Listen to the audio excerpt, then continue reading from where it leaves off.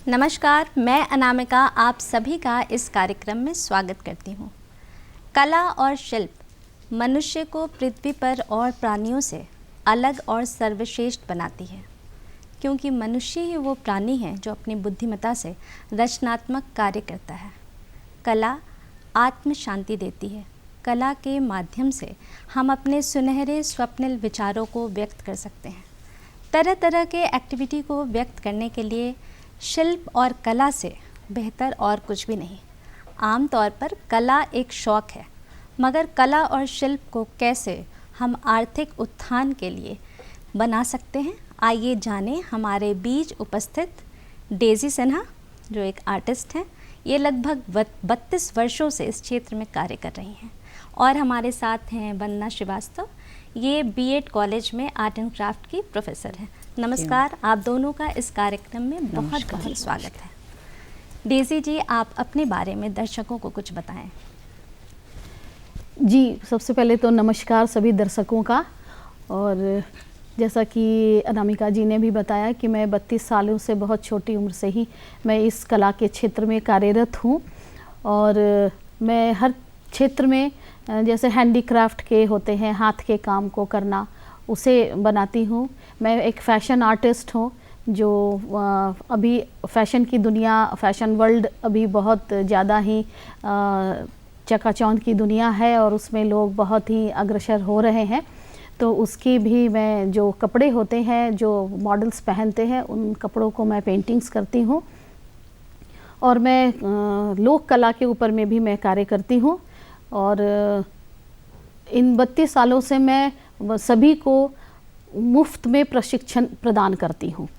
और मेरी कोशिश बहुत अच्छी बात है कि आप मुफ्त में इस कला को प्रदान कर रही हैं। बहुत लोग इससे लाभान्वित हो रहे होंगे।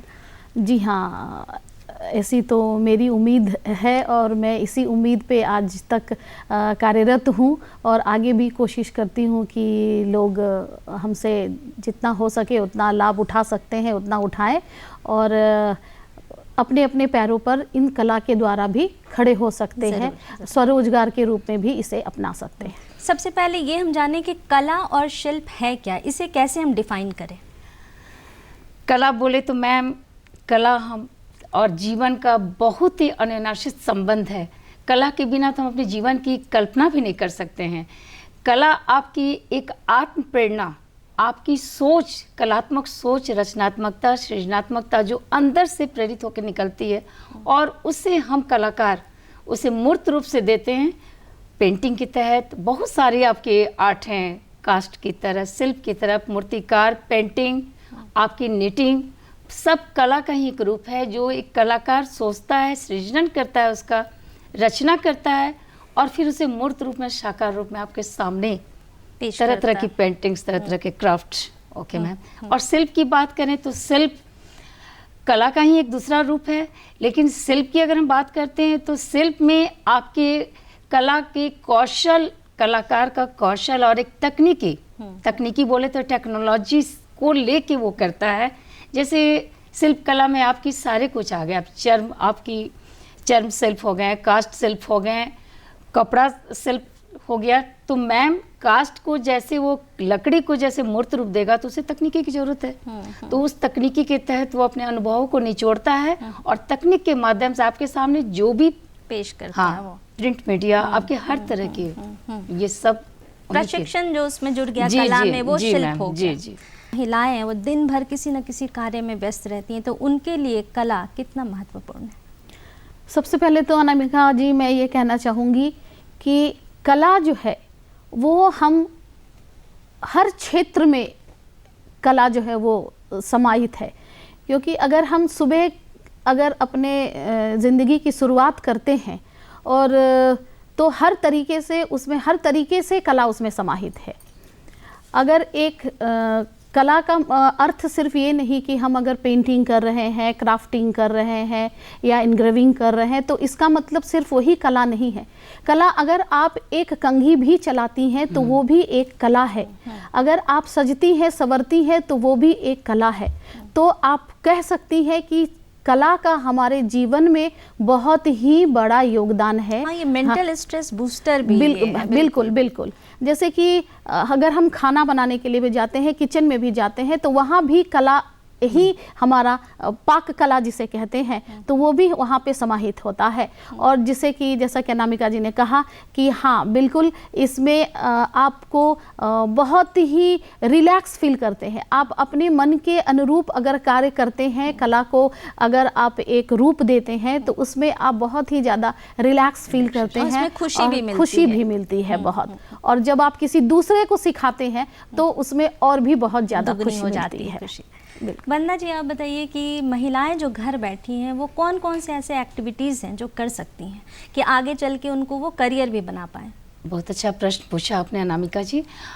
जैसे घर बैठी महिला जो चार दीवारी से नहीं निकल सकती हैं, अनपढ़ हैं, अशिक्षित भी हैं, या कम पढ़ी लिखी हैं, या ट्रेंड, लेकिन उनको वैसा मौका नहीं मिला, अवसर नहीं मिला कि वो बाहर निकल के कला के क्षेत्र में अपना योगदान दें, तो इसमें घर बैठे बहुत सारी आपकी जैसे पेंटिंग्स हैं। अभी हम लोगों ने कोरोना काल में जूट उद्योग पूरा शुरू किया था, क्योंकि मैं एक समाज सेवी रही हूँ, और हम लोगों ने जूट उद्योग अच्छी तरह से बहुत सारी महिलाएं एकत्रित होके, और उन्होंने काफ़ी पैसा भी, आर्थिक रूप से वो मजबूत भी हुई, और अभी तक लोग आते हैं। जूट उद्योग, मधुबनी, मिथिला पेंटिंग्स वगैरह भी हम लोगों ने महिलाओं को दिया प्रशिक्षण के तौर पे, और फ्री ऑफ कॉस्ट हम लोगों ने उन लोगों को सिखाया, और मुझे भी काफ़ी खुशी हुई। बहुत सारे ऐसी कलाएं, चटाई आपको बुनना, मधुबनी पेंटिंग्स, कपड़े पे हम लोगों ने काथा, कलमदारी, कढ़ाई से लेके सारी पेंटिंग्स हम लोगों ने उन्हें बताई। तरह तरह की साड़ियाँ हमारे ये से उद्योग से निकली हैं। हमारे घर में महिलाएं आके करीब 50 से संख्या शुरू हुई, और 200 तक आके आज भी स्वरोजगार पा रही हैं। तरह तरह की पेंटिंग्स, बोर्ड्स, ठीक है ना, बहुत सारे हम लोग अभी ये दे रहे हैं। और मैम, समय बड़ी बात है। जैसे कला को डिफाइन करने की बात थी, मैंने भी बोला जीवन से बिल्कुल ही अनाश्रित संबंध है कला का। मैडम ने जैसे बोला कि कंघी करने से लेके आपके ड्राइंग रूम की एक चादर की सलवटों को ठीक करना, आपके लिविंग रूम हो, आपके ड्राइंग रूम्स हो, आपके बेडरूम हो, interior designer, interior decoration, outdoor, बाह्य आपकी साज सज्जा, आपकी खुद आपके अपने आप में व्यक्तित्व, आपका सजना संवरना, आपकी बोलने की शैली, आपकी चलने की शैली, आप कैसे अपने आप को प्रेजेंट करते हो। हमारे कॉलेज में बच्चे भी यही सीखते हैं, व्यक्तित्व का, आपकी पर्सनालिटी का कैसे इम्प्रूवमेंट है, सारा कुछ कला में समाहित। हाँ ज़रूर जी मैम। कोरोना काल में वर्क फ्रॉम होम कल्चर जो है ये काफ़ी प्रचलित हुआ है। कम जगह में ही उत्कृष्ट क्वालिटी के साज सज्जा के सामान बनाए गए घर पे। तो ऐसी और कौन कौन सी क्रिएटिविटी है जो घर बैठे महिलाएं कर सकती हैं और अपने आप को वो आत्मनिर्भर बना सकती हैं?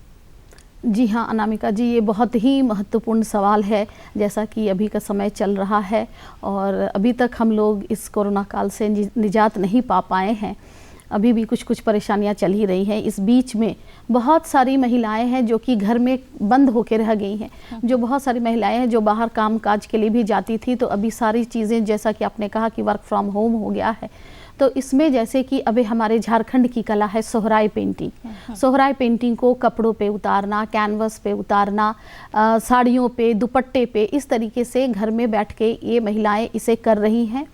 जूट के, जैसा कि मैडम ने कहा, जूट के काम भी बहुत सारे हो रहे हैं। पेपर मैसी के भी कई वैरायटी होते हैं, उनमें भी जो कम से कम समय में और जल्दी से जल्दी जो पेपर मैसी हो सकता है, उन सब चीज़ों के ऊपर में महिलाएं कार्य कर रही हैं, जो कि बहुत कुछ सैम्पल्स मैं लाई भी हूँ और आपको दिखाऊंगी। और इन सब चीज़ों पे कार्य हो रहे हैं जिससे कि महिलाएं स्वरोजगार के रूप में इसे अपना रही हैं और लाभान्वित भी हो रही हैं। वंदना जी, झारखंड जो है वो सांस्कृतिक विभिन्नता से बिल्कुल भरा हुआ है। लगता है जैसे पूरा झारखंड ही ललित कला है। बिल्कुल। तो जो लोग इसमें अपना करियर बनाना चाहते हैं, तो उनके लिए मिनिमम क्वालिफिकेशन क्या होना चाहिए और कौन कौन सी ऐसी संस्थाएं हैं जहां से ये कोर्स वो कर सकते हैं? बिल्कुल सही बोला आपने। जैसे बच्चे अगर चाहें, जिनमें कला में ये रुझान है, वही ये कर सकते हैं।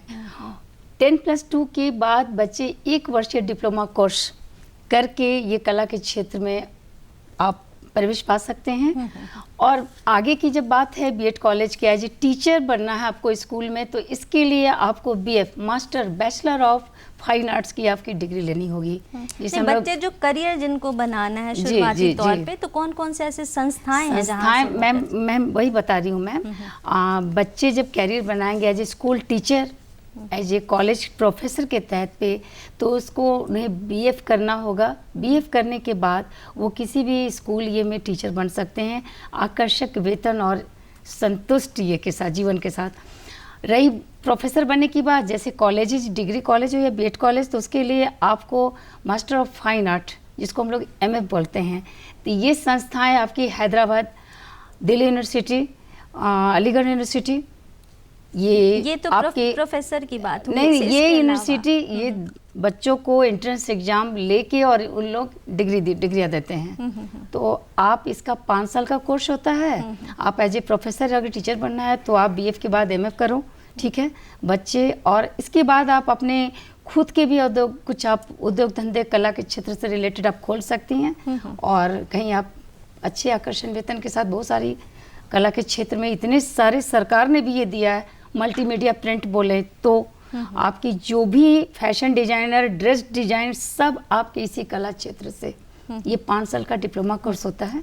और ये दिल्ली आपकी university, Aligarh university, Hyderabad university. जी जी बिल्कुल। डेजी जी, स्वरोजगार से जोड़ने के लिए सरकार ने भी कौशल विकास योजना चला रखी है, तो इसके तहत कौन कौन से कोर्सेज होते हैं और इसकी अवधि कितनी है? देखिए, कौशल विकास के तहत जो है वो 3 महीने 6 महीने की जो होती है वो असाइद अवधि होती है। और इसके अंतर्गत जैसे ब्यूटिशियन के क्लासेस हैं, स्टिचिंग के क्लासेस हैं, टेलरिंग के क्लासेस हैं, फैशन डिज़ाइनिंग के क्लासेस हैं, कुकिंग के क्लासेस हैं। इन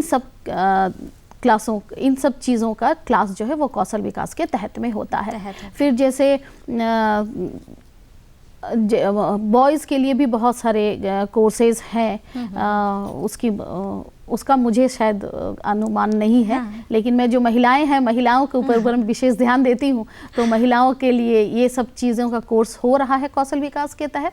और बच्चे बहुत ही लाभान्वित हो रहे हैं। झारखंड की जो संस्कृति है उसको संरक्षित रखने के लिए सरकार भी बहुत तत्पर है। जो सोहराई पेंटिंग पहले हम लोग गांव के दीवारों पे देखते थे, घरों पे, आजकल वो वहाँ से निकलकर शहर तक आ गई है। और हमारा शहर भी बहुत खूबसूरत लगने लगा है और पर्यटक भी इससे बहुत ज़्यादा आकर्षित हो रहे हैं। तो इससे सोहराई पेंटिंग की क्या लगती है कि इसका आगे फ्यूचर कैसा होने वाला है? देखिए, किसी भी लोक कला की जो है वो फ्यूचर तो बहुत ब्राइट होता ही है, नो डाउट। और जैसा कि अभी आपने देखा कि पहले गाँवों में हुआ करता था, अभी अब देखिए दीवारों पे आ गया। जैसा कि हमने आपको कहा कि मैं एक फैशन आर्टिस्ट हूँ, उसके अकॉर्डिंग मैं सोहराई पेंटिंग को कपड़ों पे तराश रही हूँ। तो इस तरीके से, जिस तरीके से धीरे धीरे ये कला जो है वो आगे बढ़ रहा है और धीरे धीरे वो प्रसिद्धि पा रहा है, तो निश्चित रूप से ये एक रोजगार का साधन भी बनता चला जा रहा है। तो इससे बहुत ही लोग लाभान्वित भी हो रहे हैं और इसका आगे भविष्य आप समझ ही सकते हैं कि बहुत ही उज्जवल भविष्य होगा। हाँ ज़रूर। और वंदना जी, आप ये बताइए कि सरकार जो है वो सोहराई के अलावा डोकरा है, फिर टेराकोटा है, जूट है, इन लोग को ये सभी के लेकर भी वो बहुत सारी योजनाएं चला रहे हैं। तो इन सब योजनाओं का कितना फ़ायदा हो रहा है? हमारे जो कलाकार हैं उनको कितना फ़ायदा होता है? बहुत सही आपने ये कहा, सरकार काफ़ी प्रयत्नशील है इस क्षेत्र में। सोहराई पेंटिंग की बात हो तो आपने जैसे बोला, अब गांव की दीवारों से बढ़ के अब ये शहर की दीवारों पे हर जगह सोहराई पेंटिंग दिख रही है। इसके साथ सरकार ने मधुबनी और मिथिला पेंटिंग को भी उन्होंने प्रोत्साहन दिया है। सरकार गांव-गांव में एक अनुदान राशि उन्होंने ये किया है और कौशल रोजगार योजना के तहत काफ़ी बच्चे, लड़के लड़कियां, महिलाएं सब ट्रेंड होकर निकल रही हैं। अभी माटी कला को भी हम लोग इसमें जोड़ेंगे। माटी कला बोर्ड भी आपके कार्ड के तहत, उसमें भी उन्होंने काफ़ी मोटी राशि सरकार ने मुहैया करवाई है। गांव-गांव में एक ट्रेंड वो कौशल रोजगार योजना के तहत सरकार ने ये किया है, प्रशिक्षण देने के लिए हर जगह उन्होंने एक संस्थान ये मुहैया करवाया है, ताकि वहाँ की महिलाएं, आपकी सोहराई पेंटिंग हो, मधुबनी पेंटिंग हो, ब्यूटिशियन की बात हो या कोई भी पेंटिंग या कढ़ाई या सिलाई मशीन, सारी कुछ योजनाओं को उन्होंने धरातल पर ला के रखा है। आप आओ और सीखो और स्वावलंबी बनो। हाँ, डोकरा कला को भी काफ़ी बढ़ावा दिया जा रहा है सरकार की तरफ से, तो ये डोकरा कला क्या है? हाँ, बहुत अच्छा प्रश्न था ये आपका। झारखंड में अब डोकरा कला दिखने लगे हैं, इतिहास इस बात का साक्षी रहा है। डोकरा कला हमारी झारखंड की देन है। ये हजारीबाग भी इसकी नींव पड़ी थी और वहीं से कारीगर लोगों ने इसे क्षेत्रों में, झारखंड में जगह जगह इसके लोग मतलब जानकारी लेते रहे और अब डोकरा कला इतनी प्रचलित और मशहूर हो चुकी है। डोकरा कला एक्चुअली मैम नदी किनारे की मिट्टी, चिकनी मिट्टी या सफ़ेद मिट्टी को लेके हम लोग उसको सांचा बनाते हैं। किसी भी चीज़ का आपको मूर्तियाँ बनानी है, खिलौने बनाने हैं, बहुत तरह तरह के इसके आर्ट क्राफ्ट की मटेरियल्स बनते हैं। इसकी सांचों को बनाने के बाद हम लोग क्या करते हैं, फिर उस पर मोम की परत को चढ़ाया जाता है। सपोज दैट किसी का चेहरा बना या आपने एक स्टैचू ये किया मिट्टी से, उस पर फिर हम लोग मोम की लिक्विड को डालते हैं। ठीक है, वो जब सूख जाता है तो पिघलता मोम जो आपकी तरल ये में दिखते हैं, उसको हम लोग पहले उस सांचे की चारों तरफ उसको कवर करते हैं बराबर रूप से, ये नहीं कि कहीं मोटा पतला।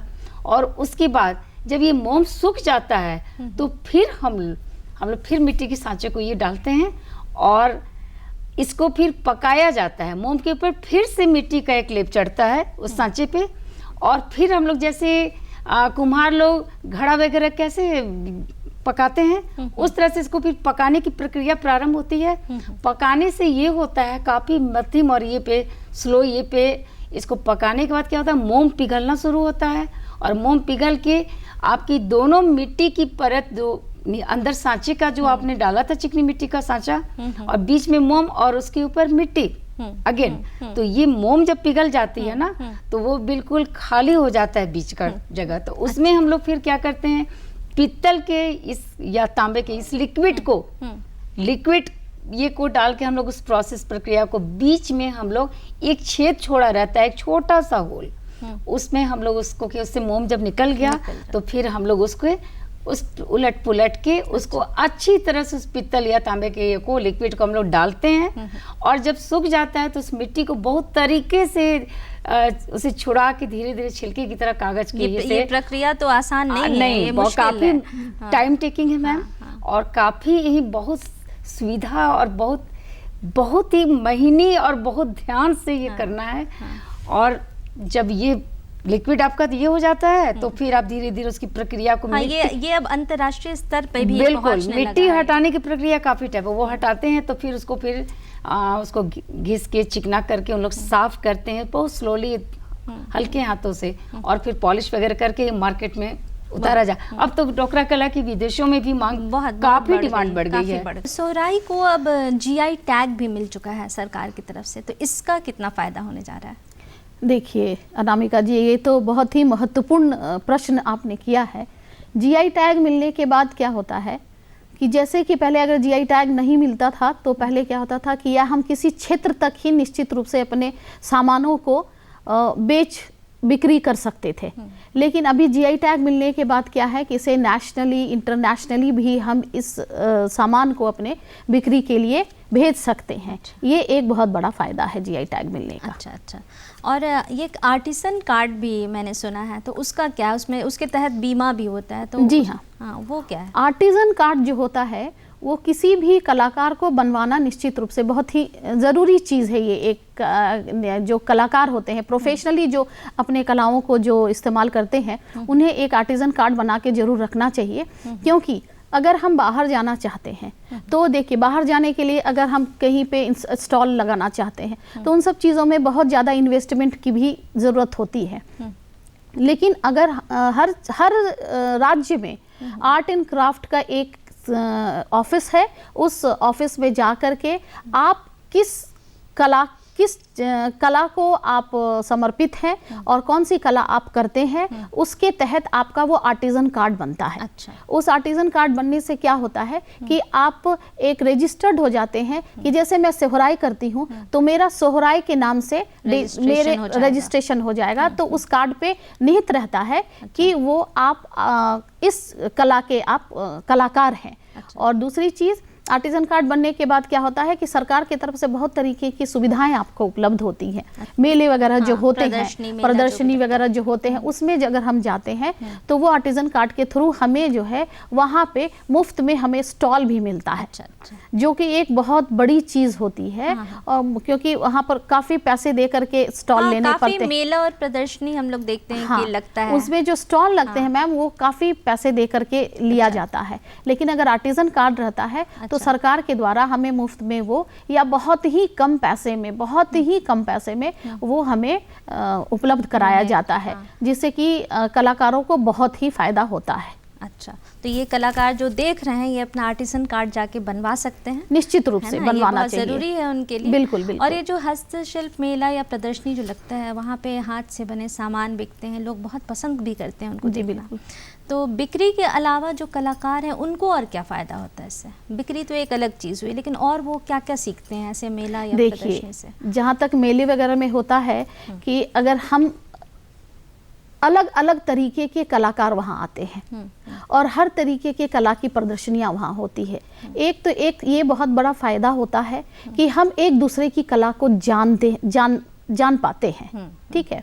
दूसरी चीज़ कि अगर हम में वो इच्छा शक्ति रहती कि हम एक दूसरे के कला को सीखें तो वो भी वहाँ पे हमारा आदान प्रदान भी होता है, हमारा एक रिश्ता बन जाता है और हम एक दूसरे को जिन्हें नहीं जानते थे उन्हें हम जान पाते हैं और फिर हम आगे अपने हमारा जो एक कला का जो एक क्षेत्र है उसमें हम अपने एक और कला को जोड़ सकते हैं।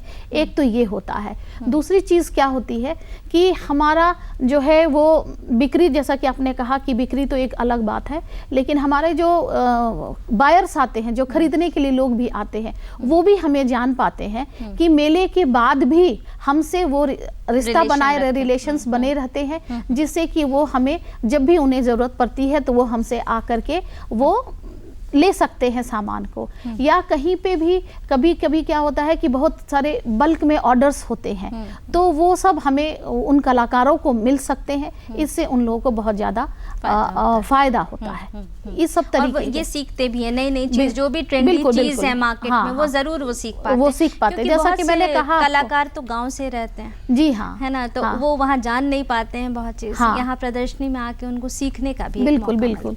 मैंने कहा कि विभिन्न स्टॉल्स होते हैं, वैरायटीज ऑफ, तो उसमें क्या होता है कि एक दूसरे की कला को वो बहुत अच्छी तरीके से जान पाते हैं और जिनको सीखने की इच्छा होती है वो उनसे कांटेक्ट करके फिर उनसे सीख भी पाते हैं। हाँ, जरूर। ये एक बहुत बड़ी चीज़ वंदना जी, महिला कलाकार जो है वो कला के निर्माण से, इतिहास बताता है कि वो शुरू से कला के निर्माण में अपना वो योगदान देते आई हैं, लेकिन आज भी बहुत सारी कला है, कलाकार जो हैं वो चार दीवारी के अंदर कैद हैं।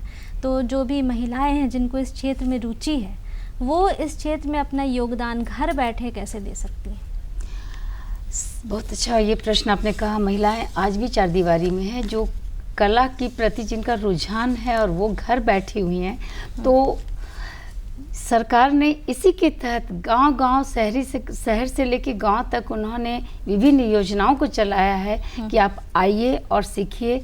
और इसके तहत उन्होंने बहुत सारे कार्ड मुहैया करवाए हैं, जिसके तहत उन लोग गवर्नमेंट के फंड से वो लाभान्वित हो सकती हैं और इस कौशल को आके सीख सकती हैं। ऐसे उन्होंने सेंटर खोले हैं, जैसे सिलाई प्रशिक्षण की बात है, तो फ्री में अब गवर्नमेंट ने उन लोगों को काफ़ी कुछ ऐसा कुछ मुहैया करवाया ताकि वो लोग उससे लाभान्वित भी हों। सिलाई मशीन की बात करें तो ये कौशल रोजगार योजना के तहत बहुत सारे कौशल सरकार ने एज ए ट्रेनर वहाँ पे सभी गाँवों में, अभी तो गांव में महिलाएं भी जा रही हैं, हम लोग भी बहुत सारे गांव में जाके घर बैठी चार दीवारी जो है हम लोग बैठ के सारी औरतों को बैठ के सिखाते हैं कि ये जूट का है, ये पेंटिंग है, ये ऐसे करो, ये इसको ऐसे बनाने से, और काफ़ी उन लोग उत्साहित होकर सीखती हैं। और गवर्नमेंट ने काफ़ी मोटी उन लोगों को इस योजनाओं के तहत रकम भी उपलब्ध करवाया है ताकि वो लोग अब ये सीख कर खुद भी आत्मनिर्भर बने और अपनी एक रोजगार खोलें और लोगों को भी लाभान्वित करें। स्वरोजगार के दिशा में सरकार का प्रयास जो है आजकल दिखाई देने लगा है। कुछ वर्षों से सरकार ने बहुत प्रयास किया है और अब ये इनका लाभ भी हमें दिखने को मिला है। जैसे घर बैठे महिलाएं भी आजकल ई-कॉमर्स से भी उस प्लेटफॉर्म पे भी अपना प्रदर्शित कर सकती हैं अपने कला को, और ये उसे बेच भी सकती हैं, प्रदर्शित भी कर सकती हैं। लेकिन ये तो शहर वालों के लिए आसान है, लेकिन जो लोग गांव में हैं वो ये प्लेटफॉर्म उनके लिए बहुत यूज़र फ्रेंडली नहीं है, तो वो कैसे अपना बिजनेस करें? जी अनामिका जी, निश्चित रूप से बहुत ही अच्छा प्रश्न है ये। गांव की महिलाओं के लिए ये एक सच में एक थोड़ा कष्टदायक चीज़ है कि उनकी जो चीज़ें होती है वो अच्छी तरीके से बाज़ार में नहीं आ पाती हैं। तो इसके लिए हम जो शहर के लोग हैं उन्हें उनको मदद करनी चाहिए और उनके कला को ले करके और हमें उन्हें मार्केट दिखाना चाहिए और उन्हें बताना चाहिए कि इस तरीके से आपका माल जो है वो यहाँ पे बिक्री हो सकता है। ये आपके जो है वो सामान लेने वाले आपके भाई बंधु हैं, आप उनसे मिलिए और ये हम लोगों को एक इनिशिएट लेना होगा और गांव-गांव में जा करके और तब ग्रामीण महिलाओं को और उनके कलाओं को एक मार्केट दिलाया जा सकेगा। वंदना जी, पेपर मसी का वर्क का आपने जिक्र किया था, तो वो क्या है, कैसे उसको लोग करते हैं? पेपर मसी जैसे हम लोग पेपर लेके उसमें फेविकॉल मिक्स करके और उसे एक हम लोग सांचे की तरह उसको ढालते हैं। अच्छा, सपोज दैट आपके पास ये जैसे एक फ्लावर पॉट है, ये पेपर मसी वर्क दो तरह से होता है। एक तो आपको जो नैपकिन जो आप यूज करते हो शादी ब्याह में, पेपर नैपकिन, उसमें आप फेविकॉल मिला के पानी में भिंगा के फेविकॉल मिला के, और जैसे ये फ्लावर पॉट है आपको इस रूप में इसको लाना है, तो हम लोग उसकी सांचे को पलट के उस पे हम लोग उसको उस पेस्ट को हम लोग ये करते हैं सांचे के रूप में। और ऐसे भी आप हाथों से भी बना सकते हो पेपर में से। जैसे न्यूज़पेपर को भी हम लोग पानी में भिगो के मेथी दाना और फेविकॉल इसको मिला के हम लोग उसको एक लुगदी के रूप में तैयार करते हैं और तरह तरह के बहुत सारे खिलौने, आपके बहुत सारे बर्तन, बहुत सारे आभूषण, ज्वेलरी भी इसकी बहुत सुंदर बनती है। पेपर मसी की गुड़िया भी बहुत बनी, गुड़िया डॉल, बिल्कुल डॉल मार्केट में हमारी जगह जगह एग्जीबिशन भी लगे हैं अनामिका जी, और हम लोगों ने एग्जीबिशन के तहत हम लोगों ने पेपर मसी का वर्क करवाया और काफ़ी महिलाएं लाभान्वित भी हुई हैं। और ये जो आपने योजना की बात की, सरकार ने योजना तो दिया, हम लोग भी उसको कोशिश करके, हम लोगों की खुद चूँकि संस्थान चलते हैं और फ्री ऑफ कॉस्ट भी हम काफ़ी लोगों को मैं रोजी रोटी दे रही हूँ, रोज़गार दे रही हूँ। उन लोग को मार्केट तक मैं ले जाती हूँ और उन लोग को जो भी आई टैग, जी टैग जो इन लोगों को सरकार ने मुहैया करवाया, और दुकानों तक आप विश्वास नहीं करेंगी, इन लोग इतनी अच्छी तरह से आर्थिक रूप से आत्मनिर्भर हो गई हैं। बहुत बड़ी बात है पेपर मसी वर्क सीख के और मार्केट में जाना, और मार्केट से घर बैठे अब आके लोग वो स्टॉल से या दुकान या कोई भी संस्थान इन लोगों का सामान आके ले जाते हैं। जूट की थैली हुई, पेपर मसी हुई, बहुत सारे वर्क हैं ऐसे जो जैसे घर बैठे महिलाएं चारदीवारी के अंदर उन्हें पैसा भी आ रहा है। जिनके हस्बैंड जो हैं, पतिदेव जो नहीं कोऑपरेट करते थे, वो पैसे की इसका आवक को देख के वो खुद महिलाओं का सामान लेके दौड़ते हैं और जाके पहुंचाते हैं उन जगहों पे जहां से इन्हें आर्थिक रूप से इन्हें बिल्कुल पैसा जो मिलता है। हाँ, बिल्कुल। जब तक हम कला को समझेंगे नहीं तो कला का संरक्षण नहीं हो पाएगा। कला सिर्फ एक शौक नहीं, कला बन सकती है आर्थिक उत्थान का जरिया। अगर आपके हाथ में कला है तो किसी के आगे आपको हाथ फैलाने की ज़रूरत नहीं है, क्योंकि कला में बहुत शक्ति है। ये किसी को भी भूखे पेट सोने नहीं देती। आज के लिए बस इतना ही। आप दोनों हमारे इस कार्यक्रम में आई, आप लोगों का बहुत बहुत धन्यवाद, आभार। अब हम दर्शकों से भी इजाज़त चाहेंगे। नमस्कार।